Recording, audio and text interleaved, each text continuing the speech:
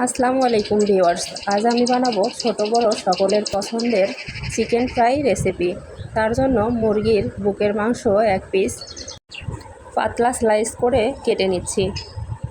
দিয়ে দিলাম সামান্য লবণ, হলুদ, মরিচের গুঁড়া, গরম মশলা গুঁড়া, ভাজা জিরা গুঁড়া আর দিয়ে দিচ্ছি টমেটো সস।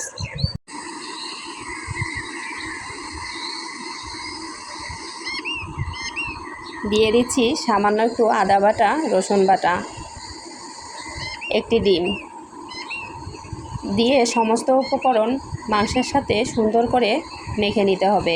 মেখে 10 মিনিট রেস্টে রেখে দিতে হবে।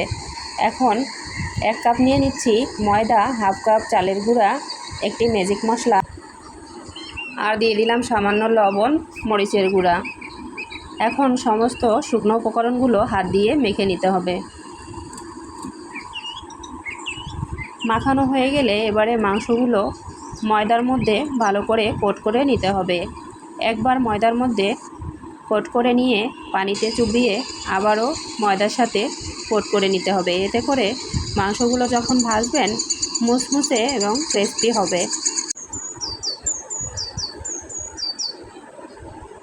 আমার সমস্ত মাংসগুলো কোট করা হয়ে গেছে, এখন তেলে ভেজে নিচ্ছি। এক পিঠ হয়ে গেলে অপর পিঠ উল্টে পাল্টে লালচে এবং মুচমুচে করে ভেজে তুলে নিতে হবে।